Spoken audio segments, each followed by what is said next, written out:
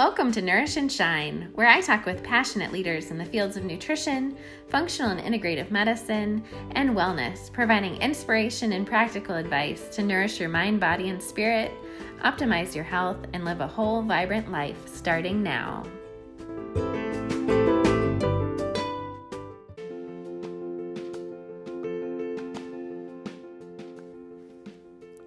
The Nourish and Shine podcast is provided for educational and informational purposes only, and it is not medical, mental health, or healthcare advice. The information presented here is not intended to diagnose, treat, heal, cure, or prevent any illness, medical condition, or mental or emotional condition. Please make sure you consult with a trusted healthcare professional before you make any changes. Welcome to Nourish and Shine. I'm back after a few months of rest and we're recording again. So I'm going to be putting out monthly episodes. I'm so excited to have Amy Galper here with me today. She is here to talk about clean beauty and aromatherapy. You can check out her full bio on our show notes. Welcome, Amy. Well, thank you, Amy. I love that we have the same name, which is so amazing. Yeah. I'm really thrilled to be here and super excited to talk about essential oils, aromatherapy, what clean beauty is, all that good stuff. My favorite topic. So. Yeah, all the good things. And I'm taking Amy's course right now and it's so much fun. And that's being part of the course. I just knew I wanted to have her on the podcast. So thank you for saying yes. And I'd love for you just to kind of start off telling everyone about yourself and kind of how you got into aromatherapy. Okay. So I have been teaching aromatherapy and about essential oils since 2013 in New York City. I've been in the wellness space since the late 90s. And I'll just give you a little background. So I would say sometime in the early to mid 90s, I actually had like a bit of a healing crisis where I had a very kind of mysterious autoimmune disease kind of show up. And it really forced me at that moment in my life to re-examine all sorts of things that were going on in my life, like both my relationships, my food, my living environment, like so many things. And in that like place of, I guess, discovery, as I was learning about myself and learning about, this condition that I had mysteriously appeared, it really put me into a space of real introspection and self-reflection. And then that kind of led me to mind-body medicine. And back in the mid 90s, that was still a very new concept. I mean, I've been living in New York City for most of my life. And, in the early 90s, they were like, if you can imagine, maybe like 5 yoga studios or something like that. Like it just wasn't something that people were doing. And Whole Foods didn't exist, hadn't come to the city. It was like a very different world. So finding out about this information was definitely much more experiential and who you knew and where you would go. And I just started to investigate a lot of different practices, from acupuncture to Tai Chi to Reiki to Shiatsu to all sorts of different things. And I got really involved in Shiatsu, loved it, really connected with it. For those of you who don't know what Shiatsu is, it's like acupuncture, and it uses finger pressure instead of needles to stimulate the chi or the flow of energy in the body. And I was really taken with that practice. And then as I was studying and I ended up getting trained to be a teacher, I was like really into it. A friend of mine turned me on to essential oils. And the minute I smelled an oil, I had this like incredible aha moment where I was like, oh my gosh, this experience is like the quintessential mind-body experience. Like through one sniff, one application, I was suddenly feeling both a physiological shift and a mindset shift and an emotional shift, like simultaneously. And when that happened, I started integrating essential oils into my shiatsu practice. That then soon evolved into me developing a product line in the early 2000s. And I launched a brand in 2003 called Buddha Nose, which was all about mind-body medicine. It was about less is more, whole plant ingredients. I was really kind of fixated on this, what I called at the time, conscious beauty, like what we put on our skin has a big effect on the environment and on our well-being. And then since I was one of the early brands, that then catapulted me into kind of advising other brands. So I became a consultant and a teacher. And then that just kind of naturally led into me opening up the New York Institute of Aromatherapy in New York City in 2013. I opened, and it was the first school, believe it or not, that was a professional level aromatherapy certification program. And I also taught formulation techniques for like natural beauty formulation. I mean, up until then, New York never had a place like that. It was kind of amazing that it didn't exist in New York. So I opened the doors in 2013. It grew like crazy and ended up hiring all sorts of teachers and had all, it was really kind of booming school. We had thousands of students come into the program.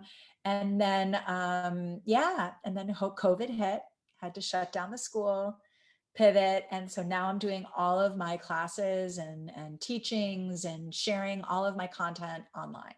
So that's kind of the story. Oh my gosh. Oh, and I've written also 2 books. I forgot to mention that. Good. Well, that's the next question I actually wanted to ask you, but you've had such an amazing journey. And I think it really speaks to the depth of knowledge that you bring to teaching as well. And I definitely experienced that as a student. But I wanted to talk about your first book, the Plant Powered Beauty book. Last night, actually, I was reading it in preparation for this, and we've been reading it and referring to it for the course, but it is such a good book. I've read a ton of different like kind of plant beauty type books, but I really feel like it's so straightforward, and it also teaches you like more of the methodology than just to follow recipes, which is really cool. But what drove you to write that book, or what inspired you to write it? Well, I will say it all goes to my co-author. I co-authored the book with Christina Denio, and she was one of my first students at my school, the New York Institute of Aromatherapy. And she is a book agent, which I did not know at the time. And a year or two after she graduated and got her certification, she approached me and said, hey, I'm working with a publisher. They want to do a book on plant-based beauty and they need an expert. And I thought of you. And that's kind of how the book happened. So I am eternally grateful to my student, Christina, for offering this incredible opportunity. And we brought on as co-authors to kind of see this through. And she has the most remarkable style sense and photography and design and being able to, like, as you said, like put it into a format of being straightforward and articulated. So we were the perfect pair because I just brain dumped all of my recipes and all of my ingredient knowledge that I had gathered over the last almost 20 years. And she, in this most miraculous way, organized it into a book and matched beautiful photographs that we took with it. And she really manifested it for sure. So that was really how the book came to be. And it was just so exciting to see my recipes that I had been doing now for so many years, because when I was speaking before, when I went through that health crisis, like part of it also was I felt this urge. I don't know if anyone has ever felt this way when you have a healing crisis, that you feel kind of this lack of control over your own wellness and your well-being. And in order to kind of navigate that, I started started to become, I would say, very self-sufficient. I was like, I need shampoo, I'm going to make it. I'm going to do this, I'm going to make it, right? That I started to kind of take back it made me feel grounded to be able to like make things and do it. And it was also paralleling with my food. Like, I'm going to bake bread. I'm going to do that. Like, I started this whole like self-sufficiency thing during those early, I would say late 90s and into the 2000s. And that's kind of what then started me making product, especially out of food, out of like what was in my kitchen. So the genesis really started then, and then just years of like working on it and all of that, it kind of evolved. But yeah, that's how the book started. I So love that. And I love that story. And it just, especially talking about like getting into making your own food plus your own beauty products, I think that's where a lot of us are now, especially when you're trying to avoid all the things that can be added. And, a big word for me is nourish. And I think, of nourishing from the inside as well as the outside. And I'm sure we'll dive more into that. But as far as like clean beauty goes, I know that's a term that's kind of thrown around, or maybe people aren't even familiar with it. But how do you really define it? Or like what are some of the things that make something clean? And then also, what are some of the other words that are out there that maybe you like or don't like that people should be aware of? okay, for sure. So I've been involved in this wellness space and like plant-based, I guess, natural beauty now since 2003. So I have seen a huge, almost dictionary of words trying to describe this quote movement and what was first identified as a trend, but now is now very quickly becoming mainstream. And it started out as natural beauty. It started out as green beauty, eco-conscious, organic beauty, right? Non-toxic beauty, toxic-free beauty, right? All these words were like swirling around. And what was happening is that the natural word started to lose less and less kind of I would say validity in a way, because to describe something as 100% natural was becoming like much more complicated and difficult to actually really prove.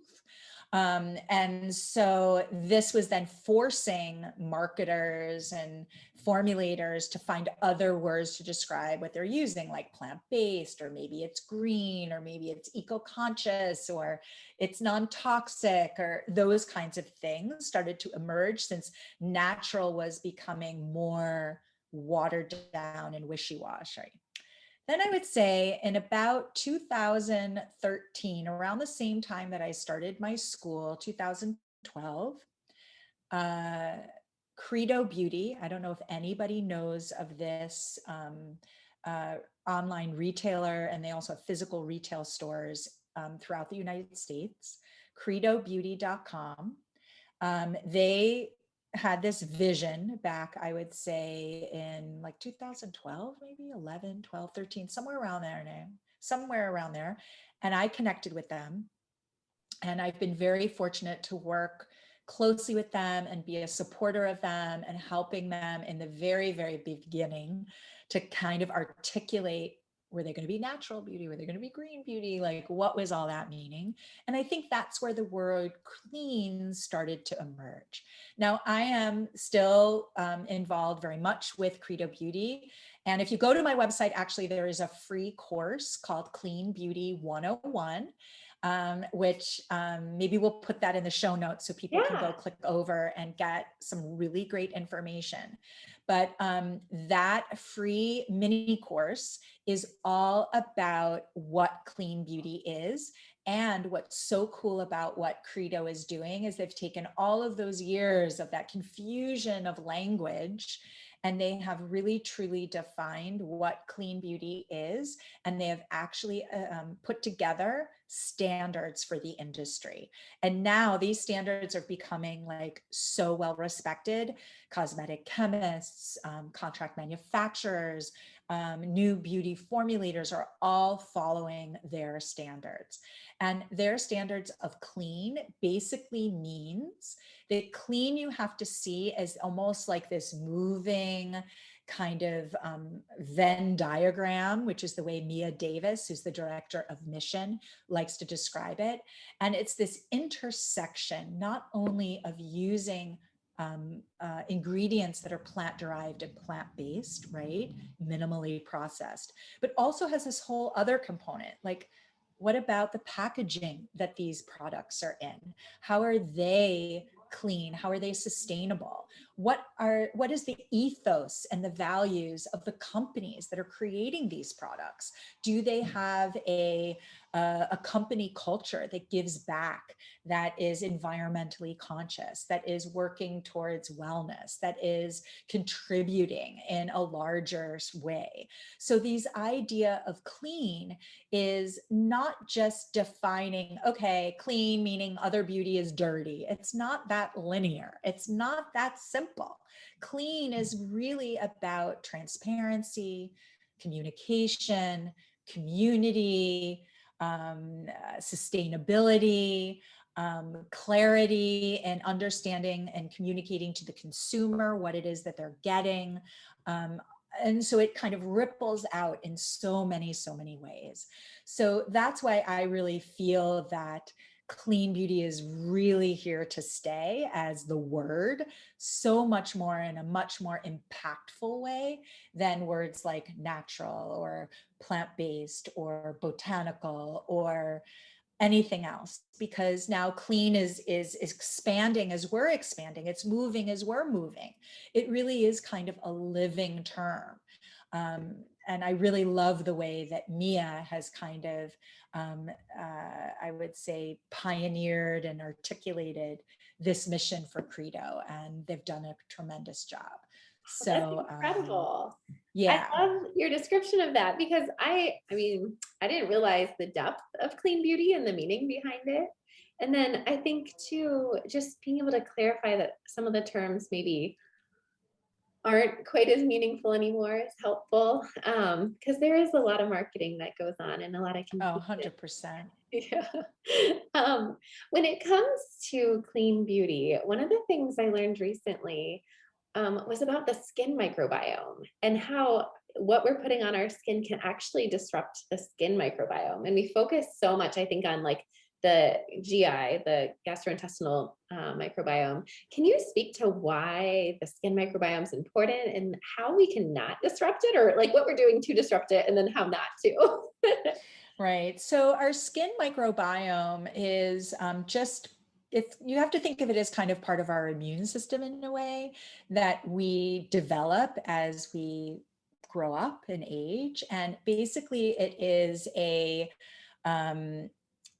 this kind of massive colony, I guess you could call, of, hundreds of thousands of different microorganisms that kind of live on the surface of our skin and are there primarily to help protect us from, the pathogens and other microorganisms that are swirling around our environment that could cause us harm or make us sick.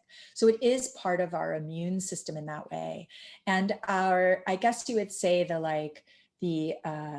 the ecology, so to speak, of our skin is really important for our overall health and well-being. It helps maintain and support our skin barrier function, which makes sure that we, retain enough water, excrete what we need to excrete, protects us from pathogens coming into our body.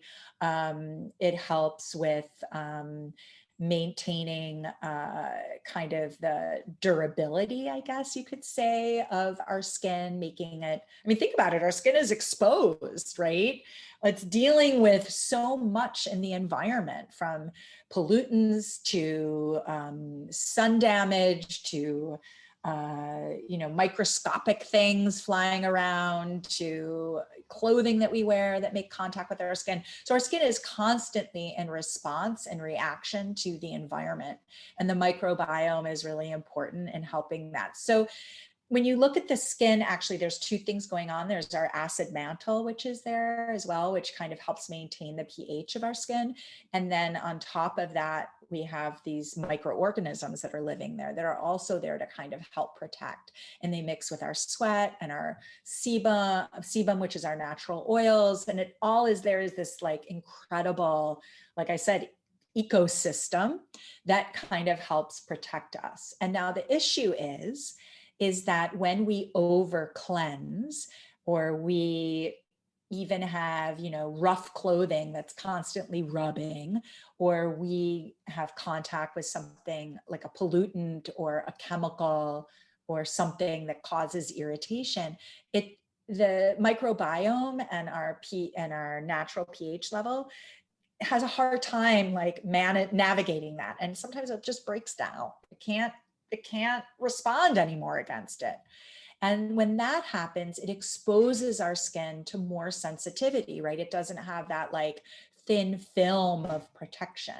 So I think where we're seeing with skincare products and what they're noticing with the increase in dermatitis issues coming up and adverse different skin reactions, rashes, whatever it might be, is that they're finding that it has something to do really more with the disruption of our microbiome on our skin and the destabilization of our pH on our skin, rather than it has to do with maybe the ingredients being so terrible, right?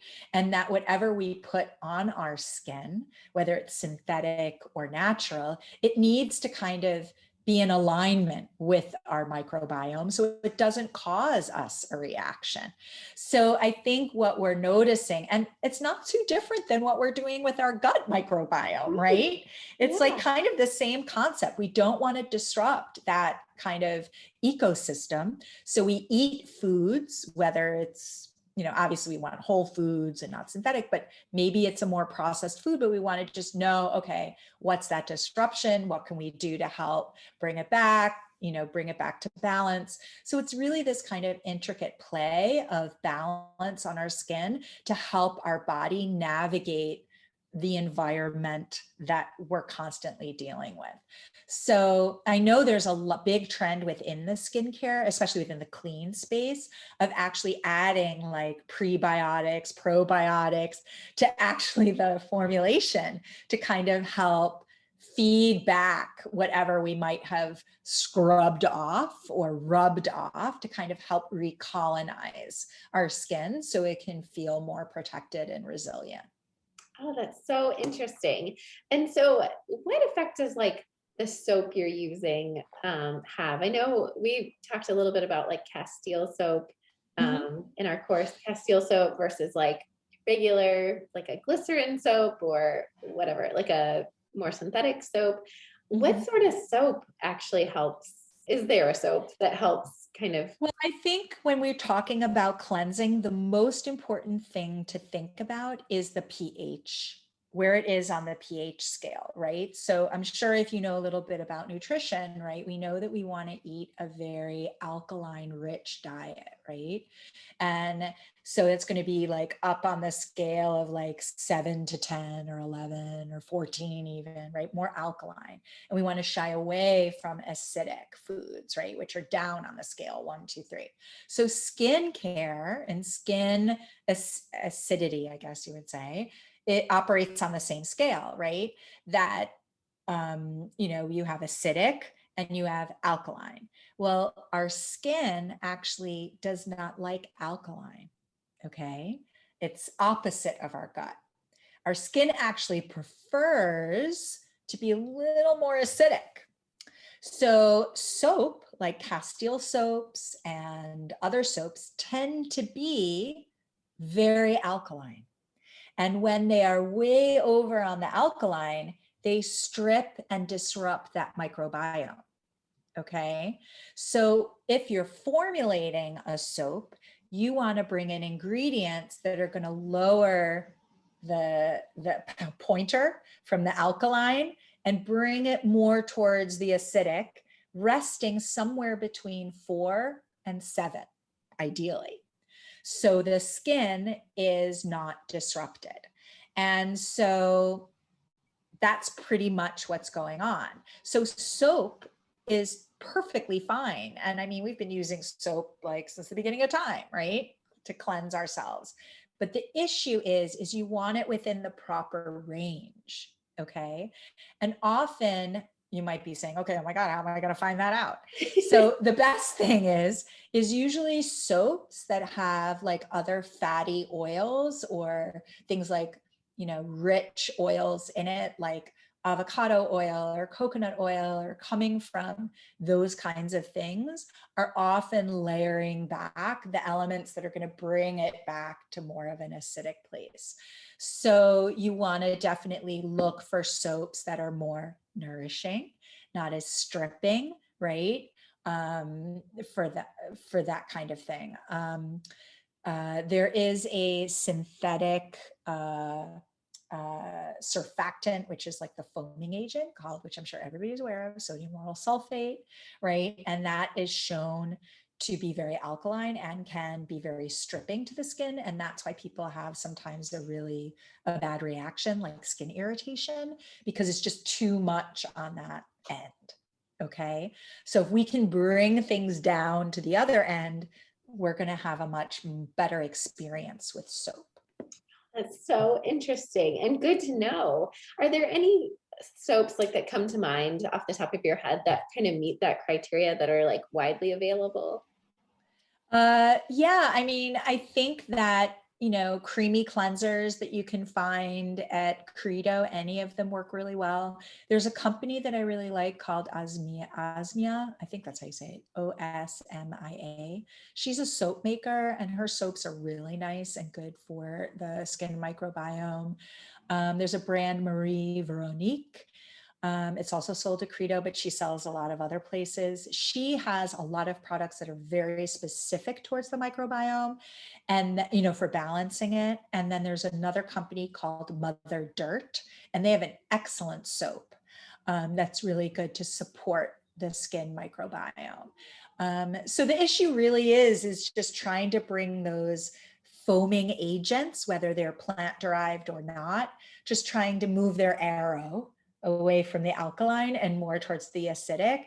And a good formulator will understand what plant-based ingredients they can bring in to help do that. Oh, I love that. That's such good advice. Thank you. So when it comes to starting out with clean beauty, I know a lot of people may feel really overwhelmed because there's all sorts of things we might use, from lotions to face creams or whatever. Where do you recommend people start? Like if they're just new to this and like, okay, what's like the one most important thing or two or three most important things you could start with? I would say soaps is a good place to start. I think they're the least expensive to kind of swap out. I would say a cleanser, try a body cleanser, a facial cleanser. I would just start with that first. And I would then go to maybe some face oils or a face moisturizer or a body moisturizer, whether it's a cream, a lotion, a butter, an oil. I think that would be another step that could be really good. And then I think another really easy one is like lip care, like lip balms, lip scrubs, those kinds of things. I think we get a little more complicated when we're looking at color cosmetics, hair. That's going to get a little more complicated. One thing that Credo is offering is they actually have a place on their website where they offer a clean beauty swap. It's a free service where you can book like a Zoom, consultation with one of their team members and actually discuss like what you have and what would be a good product to first try and swap out. So that might be a fun thing for people to check out, because I think they're offering a great service with that. But I would definitely say I would start with a cleanser. Deodorants are also good. Sometimes that's a little hard to let go of what you're used to using, but I think that there are amazing plant-based clean deodorants out there now that are really working and are wonderful. Yes, So, I think I have a little bit of PTSD. I finally found a clean deodorant that I really like. But as someone who's been kind of in this space for a long time too, I feel like I was a deodorant connoisseur for quite a while, where you try so many different ones and they'll cause irritation or burning or they don't Right. work.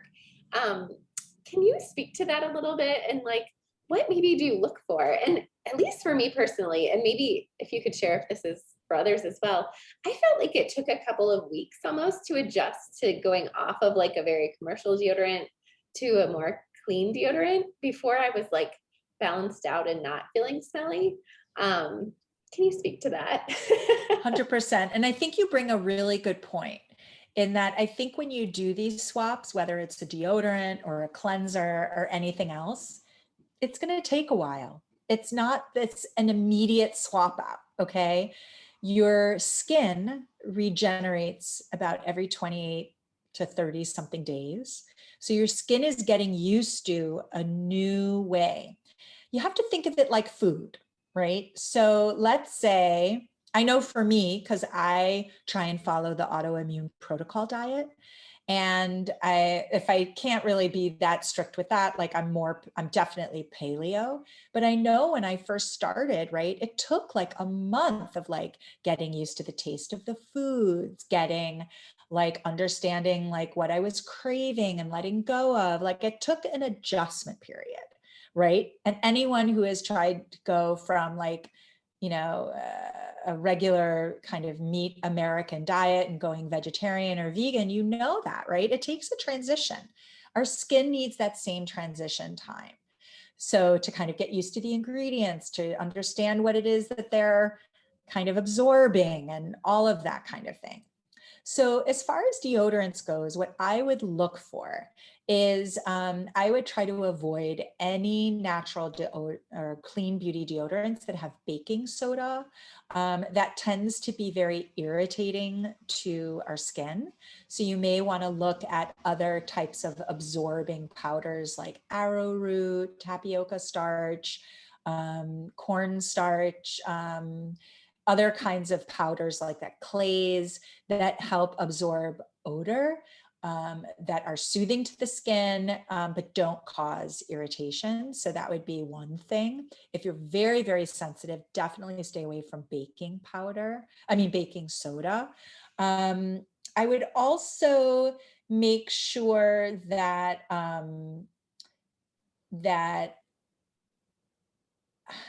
I'm a big essential oil fan. That's why I'm pausing, because I don't want you to think. I think essential oils are, I've built my whole career on essential oils, but under the arm, it can be irritating. So I think that you need to just be a little careful with that. There are certain essential oils that are more irritating than others, like peppermint is super irritating. I probably would never buy a clean beauty deodorant that has peppermint in it, because I know my own armpit and I know it would not be happy. It would be like too intense. So I think knowing a little bit, trying to go for essential oils that you may not think,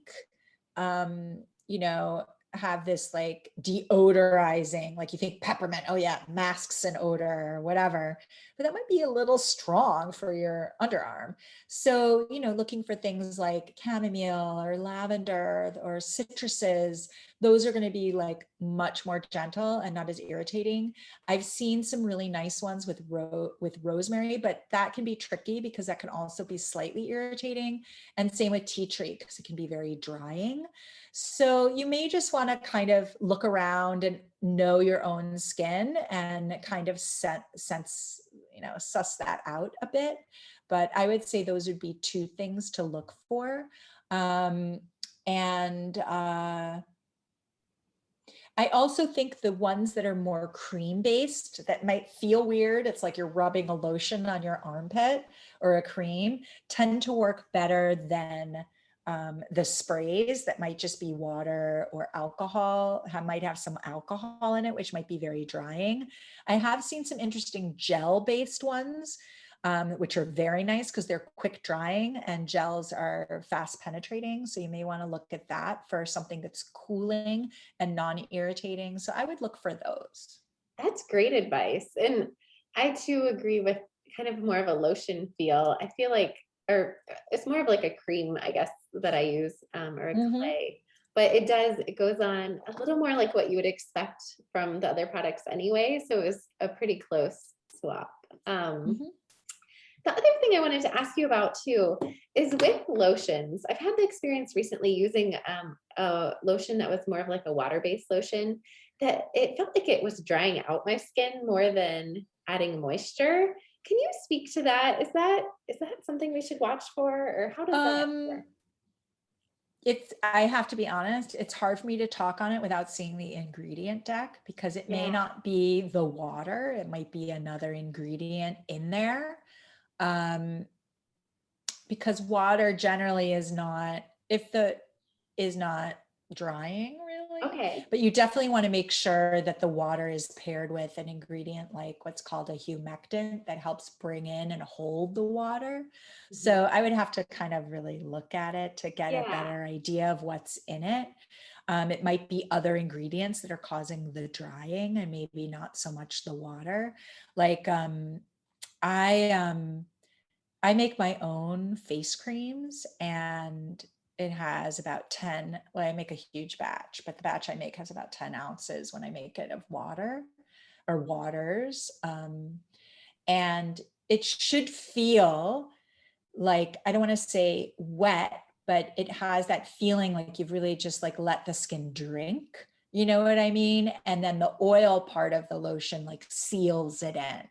So it should give almost that dewy feel and it shouldn't feel drying. So there must be another ingredient in there Ooh, that's good to that know. I mean, you could just send me an email and I'll look and I could tell you maybe That would by be looking great. at it, but I have not found that the water ones are super drying, you Okay. know? Good. Well, I've heard actually mixed things kind of in popular Yeah, media it about. could be a different ingredient in there, you know? Okay. But I'd be curious to see Yeah. what's there. And you mentioned your own skincare routine, and you have beautiful skin. And that's for Uh, people who are only listening to audio, you're missing how nice your skin is. But can you speak to a little bit of your own skincare routine? And I know you said you make a lot of things yourself, but yeah, I pretty much make everything, though. I got turned on to an amazing face scrub from Audacité. I don't know if anyone knows ooh, that brand. mm, It's really lovely. But generally speaking, I yeah, I make all my own products. So what do I do? I am being menopausal. My skin has totally changed and it's super, super dry all the time. So I tend not to use a lot of soap. Like in the morning, I'll just use warm water and just splash my face and pat it dry and then add an oil or a cream. In the evening, like I said, I've been really turned on by this Audacité face scrub. But basically, what it is, I mean, I was making a similar product myself, is I do gentle exfoliations using primarily oat flour as my base and then layering in other kind of herbal powders or matcha tea or other ingredients, and then adding maybe like one drop of an essential oil, dampening it into a paste with just some regular water and using that as a facial scrub. So it's not really a soap, but I feel like it's like scrubbing whatever from my day.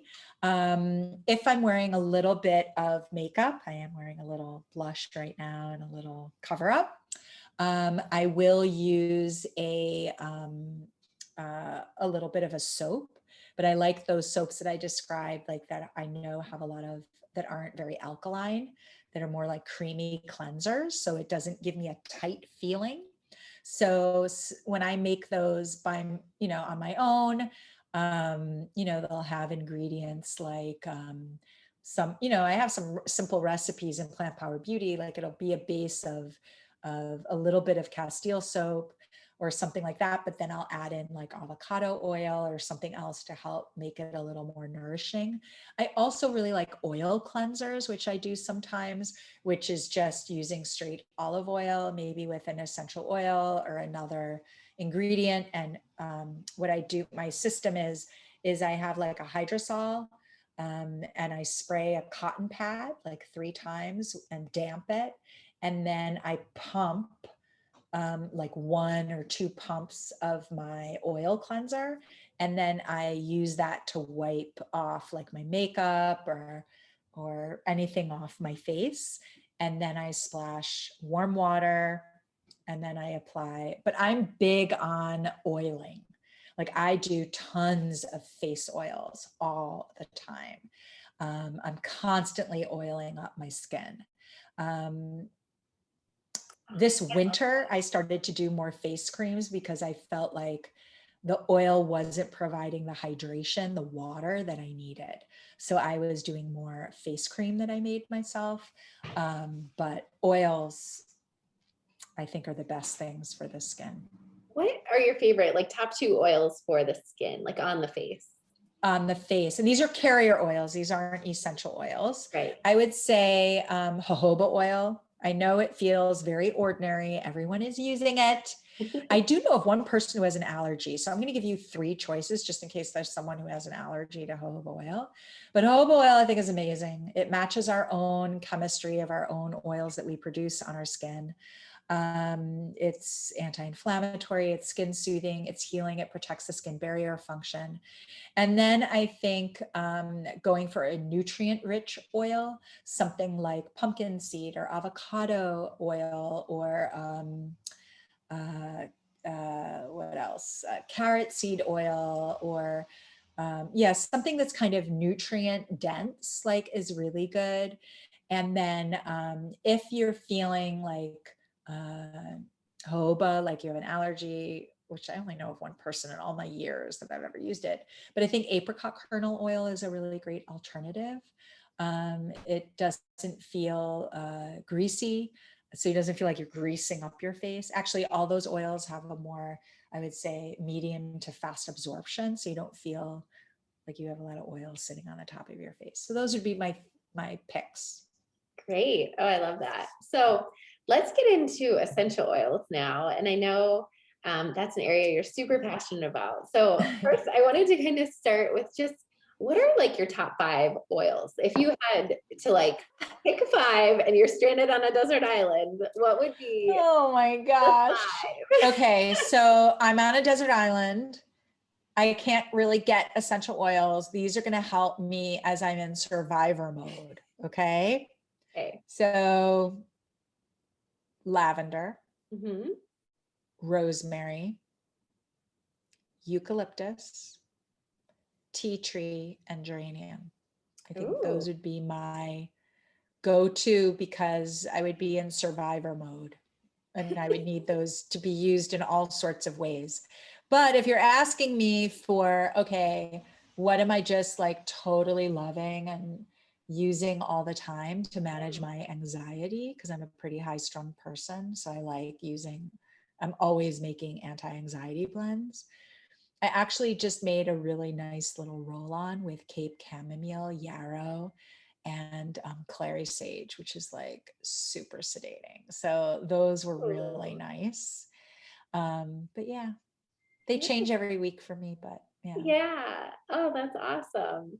So one of the things, speaking of multiple essential oils too, is that you have a really unique blending technique that you teach in your course. And I've enjoyed learning about it because I never really understood how people come up with blends.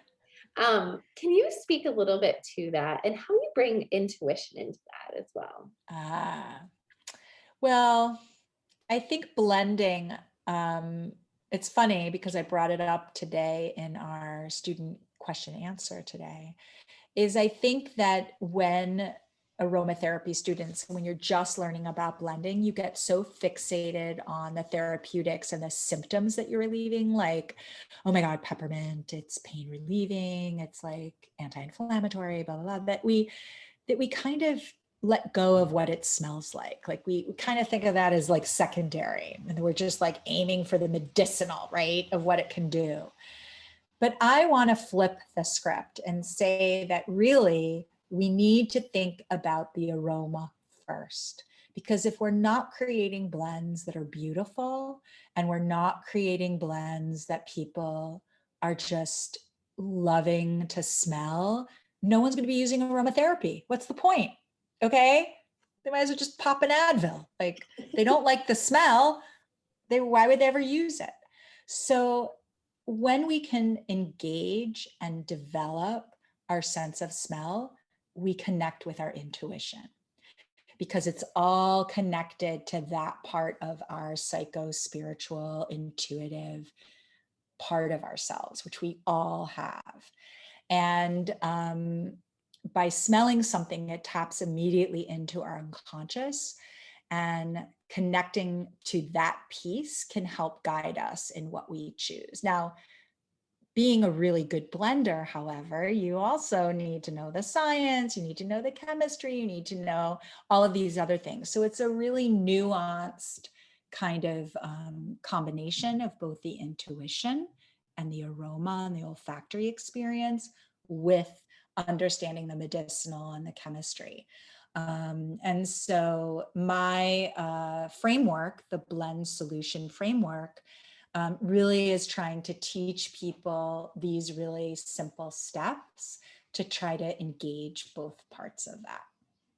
Oh, I love that. And it's wonderful. And I love bringing in the intuitive piece, because that's something I work with around like food, like, and like thinking about, intuitive eating, but then to think about intuition with blending. And I like how you talked about kind of the doctrine of signatures and thinking about the properties of the plant and how they grow. And I think it's such a neat technique, and it also helps me kind of relate to the plants better. I don't know if that's the best way to say it, but 100%, because I think ultimately it's all about relationships. yeah. Okay. I mean, and that's one of the principles that I talk about as far in my framework, is that we really have to develop not only our own relationship to ourselves, our relationship to our client, our relationship to the oil, our relationship to the plant's relationships with each other. I mean, you could just like ripple it out. And so I think that's a really important component. Yeah. So when it comes to essential oil safety, that's an area that I get a little bit passionate about. As a pharmacist, we get a lot of questions. But what would be your top safety tips, and what are maybe some ways you see people maybe going wrong that you would like to set straight? Well, I would say number one, do not ingest them. Thank you. I would say number one, they are meant to be smelled. They're aromatic components. Their focus is about aroma. If you wanted to eat the plant, we would go with an herbalist who knows all of these powerful ways to create and compound the plant material into applications that we can take internally. Okay. So number one, I would not ingest them. I would never ingest them by putting a drop in a glass of water. That is a huge no-no.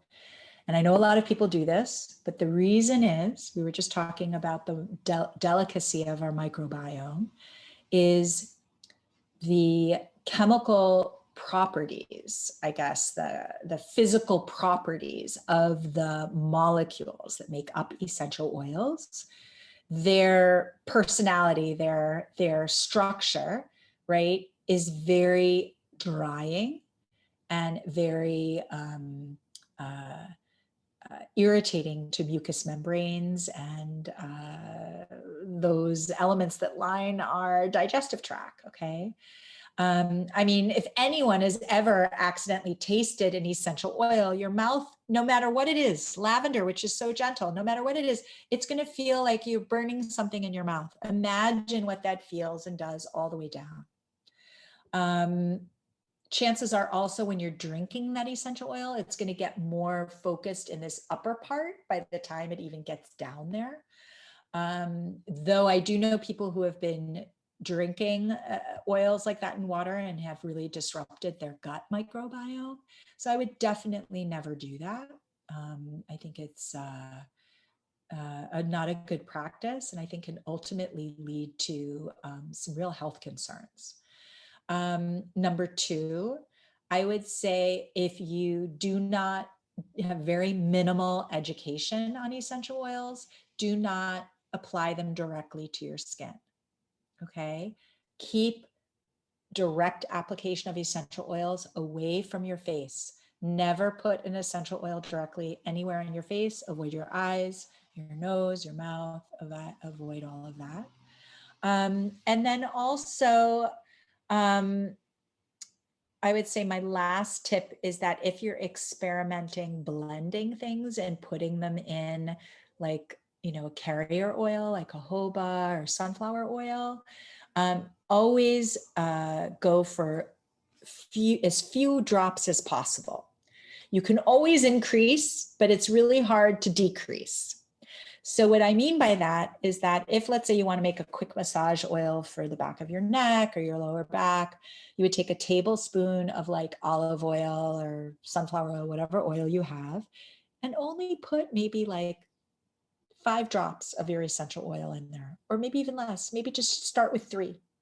Don't go above 5 and see how that feels. All right.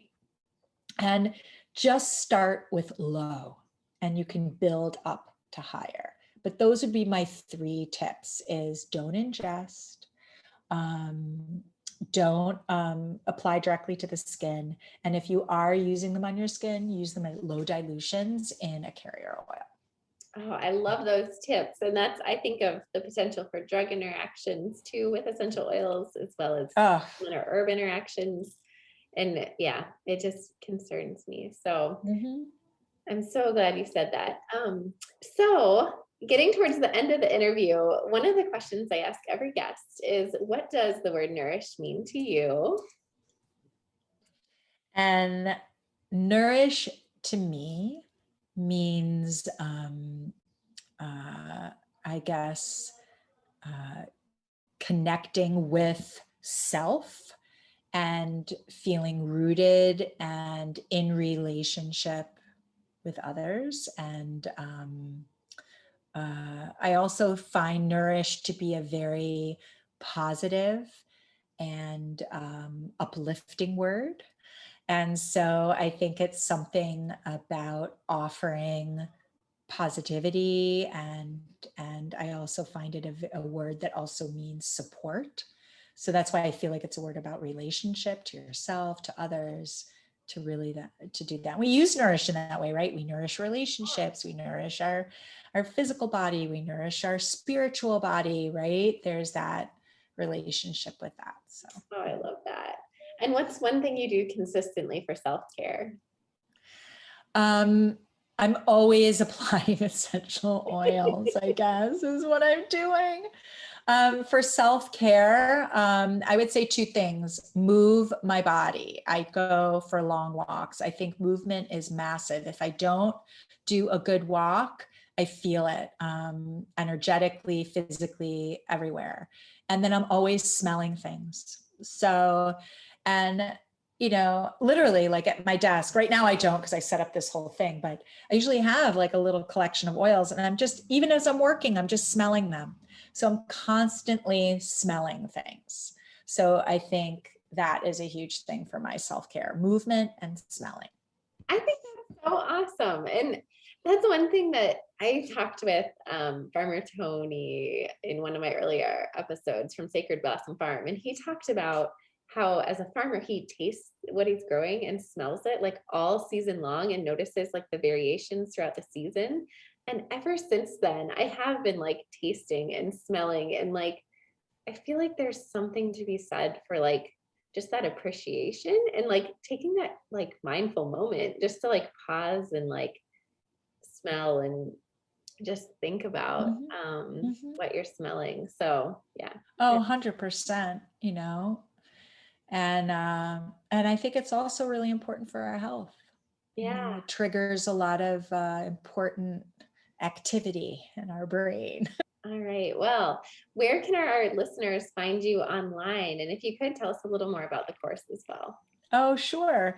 You can find me on Instagram at Amy Galper.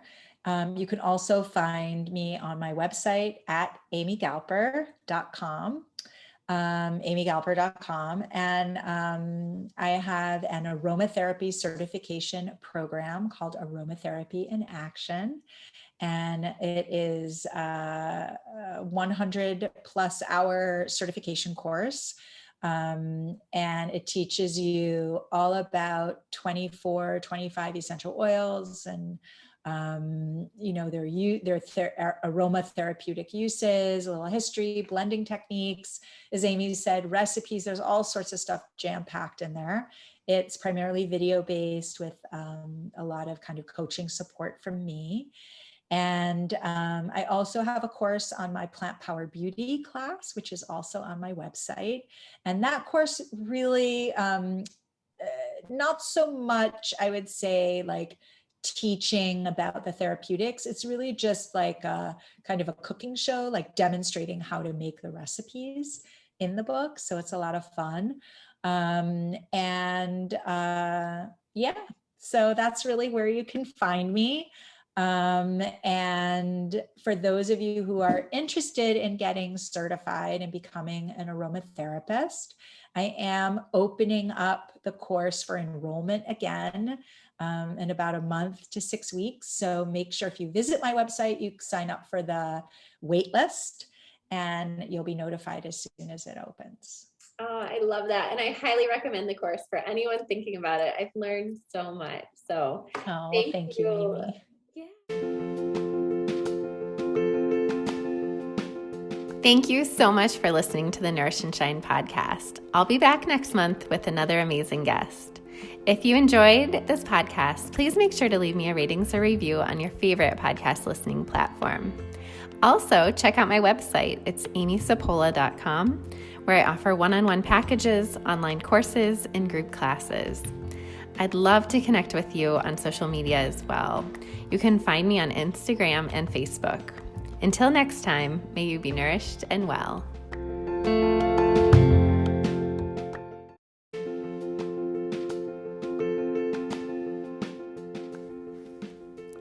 The Nourish and Shine podcast is provided for educational and informational purposes only, and it is not medical, mental health, or healthcare advice. The information presented here is not intended to diagnose, treat, heal, cure, or prevent any illness, medical condition, or mental or emotional condition. Please make sure you consult with a trusted healthcare professional before you make any changes.